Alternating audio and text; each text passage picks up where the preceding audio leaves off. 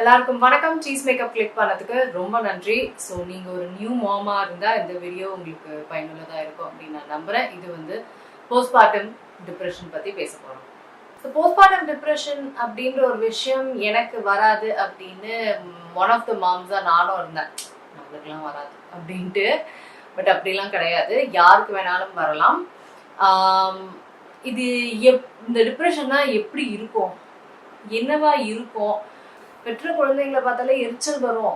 ஓ, இதுவும் postmortem டிப்ரெஷன்ல one of த இதுலாம் எனக்கு தெரியாது.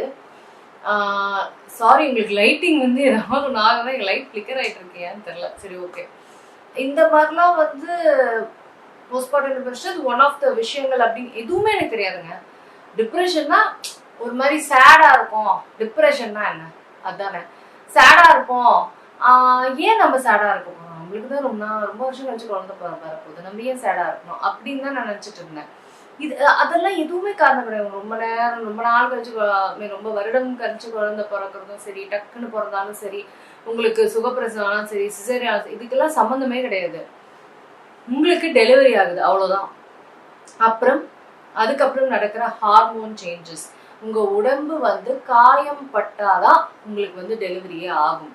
அது எந்த விதமான காயமாக இருந்தாலும் சிசேரியனும் போது காயம் இன்னுமே ரொம்பவே அதிகமாக இருக்கும். ஸோ அப்படின்னும் போது ஒரு அடிப்பட்ட ஒரு என்ன சொல்றது, ஒரு குவீன், நீங்க அடிப்பட்ட ஒரு குவீன் வந்து சண்டைக்கு எப்படி போறதுன்ற மாதிரி. உண்மையிலே அந்த வலி எனக்கு சிசேரியன் பண்ணா அவ்வளோ வலி இருக்கும்லாம் எனக்கு தெரியாது. நான் அவ்வளோ வலி லைஃப்ல அனுபவிச்சதே இல்லை. அவ்வளோ பெரிய அடிப்பட்டதே கிடையாது. இது ஒரு அடியா நம்ம கன்சிடர் பண்ணோம்னு வைங்களேன். அவ்வளோ பெரிய காயம் பட்டதே கிடையாது எனக்கு. ஸோ அவ்வளோ பெரிய காயத்துல நான் போய் சண்டை செய்யணும். அதை எப்படி செய்யறது? சண்டை செய்யணும்னா எனக்கு அந்த ஒரு காயத்துல அந்த வேலைகள்லாம் ரொம்ப பெரிய வேலைகளா இருந்தது. எந்திரிக்கணும், தூங்க முடியாது, எந்திரிச்சு நடக்கிறதே பெரிய விஷயங்க. ஆமா, அதுவே ஒரு பெரிய விஷயம். அடுத்தது தூங்க முடியாது.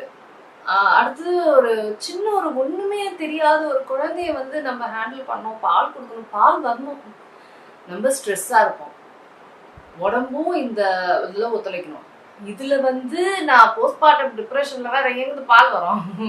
பால் வேற, அது ஒரு பிரச்சனை. இவ்வளோ பிரச்சனைகள்ல அந்த வூண்டட் வாரியரா இல்ல குவீனோ எப்படி வந்து சண்டை செய்ய முடியுன்ற மாதிரி தான் எனக்கு ஃபீல் ஆச்சு.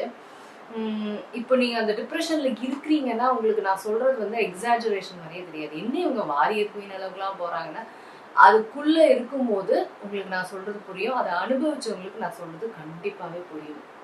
எனக்கு அப்படிதான் இருந்தது. நம்மளுக்கு எப்படிங்க, நம்ம சின்ன வயசுல நம்மளுக்கு ஒரு அடிபட்டுருச்சு, நம்ம போறோம் ஒரு இடத்துல போய் அடிபட்டுருச்சுன்னா உடனே எங்க போவோம்? அம்மாவை தேடி தான் வருவோம் ஃபர்ஸ்ட். அம்மா அம்மா அடிபட்டுச்சுமானு உடனே அழுவோம். என்ன பண்ணுவாங்க? காயத்துக்கு மருந்து போடுவாங்க, இல்லை பேண்டேட் போடுவாங்க. ரொம்ப இருந்துச்சுன்னா ஆஸ்பத்திரி கூப்பிட்டு போவாங்க, கட்டு போடுவாங்க. அப்புறம் என்ன பண்ணுவோம்? நம்ம படுத்துக்கிட்டே இருப்போம். அவ்வளோதான் ரெஸ்ட்டு. ஸ்கூல் இருந்தால் அதுவும் லீவு. நான்லாம் படிப்புக்கு லீவ் விட்டுருவேன். அம்மா வலிக்குதுமா, எதுக்கு படிக்கிறதானே? இல்லைம்மா வலிக்குது, படித்தாலும் எனக்கு வலிக்கும். எல்லாமே நம்மளுக்கு வந்து பெட்டுக்கோ இல்லை சோஃபாக்கோ இல்லை சேருக்கோ வந்துடும். உட்காந்து மெனின சாப்பிட்றதும் பண்ணுறதும், நம்மளை வந்து பாத்ரூம் கூட்டு போகிறதே கூப்பிட்டு போவாங்க. அந்த அளவுக்கு ஒரு கேர். இன்னும் சிம்பிளான ஒரு அடிக்கேனே வச்சுக்கோங்க, ஒரு முட்டியில் அடிபட்டுச்சுன்னே வச்சுக்கோங்க, கட்டே போட்டிருந்தாலும் அந்த அளவுக்கு ஒரு கேர் கிடைக்கும், ரெஸ்ட் கிடைக்கும், தூக்கம் கிடைக்கும். இது எல்லாமே ஹீல் பண்ணும் நம்மளை. ஆனால் இவ்வளோ பெரிய ஒரு விஷயம் நடந்து, ஒரு அறுபட்டு இல்லை ஒரு டெலிவரி பண்ணி, 2 ப்ரெக்னன்சியும் தான் நான் சொல்கிறேன், ஒரு டெலிவரி அவ்வளோ வலியில் ஒரு டெலிவரி பண்ணி, அதுக்கப்புறம் உங்களுக்கு ரெஸ்ட்டோ தூக்கமோ, முக்கியமாக அண்டர்ஸ்டாண்டிங் கிடைக்கல. எனக்கு கிடைக்கல. ஏன்னா எனக்கு அம்மா வந்து இல்லை. அம்மா இல்லாத ஒரு சுச்சுவேஷனில் எனக்கு வந்து டெலிவரி, அம்மா எங்கள் ஸ்டார்டிங் ஃபர்ஸ்ட் டெலிவரியில் போய் எங்கள் அம்மா இருந்தாங்க. பட் அவங்களுக்கு மைண்டு டோட்டலாக, அவங்களுக்கு வந்து 99% பிளாக்ல ஹார்ட் ப்ராப்ளம் வந்தனால, ஹார்ட் ஓட்டையும் ஆனனால பிரெயின் எஃபெக்ட் ஆகிடுச்சு. ஸோ அவங்களால நார்மலாகவே இருக்க முடியல. ஸோ எங்கள் அம்மாவோட அரவணைப்பு இல்லாமல் எனக்கு வந்து நரகம் மாதிரி இருந்தது. எனக்கு குழந்தை பிறந்தோடனே நான் இவ்வளோ ஹாப்பியாக இருப்பேன் நான் நினச்சிட்டு இருந்தேன். ஏன்னா குழந்தைக்காக ரொம்ப வருடம் ஏங்கி தான் எனக்கு குழந்தை வந்தது. ஆனால் அப்படி இல்லாத போது எனக்கு ரொம்ப ஷாக்கா இருந்தது. என்னது நம்ம ஒழுங்கான மதர் இல்லையா? ஏன் நம்ம இப்படி இருக்கோம்? ஏன் ஒரு மாதிரி இருக்கு? அதுக்கு வந்து அதுக்கு ஒரு பெரிய ரீசன் என்னன்னா கேர் கிடைக்காததுதான். எவ்வளோ எவ்வளோ நம்ம மதரை கேர் பண்றோமோ அவ்வளோ அவ்வளோ அவங்க ஹீல் ஆகி குழந்தைய அவங்க தானே கேர் பண்ணிடுவாங்க.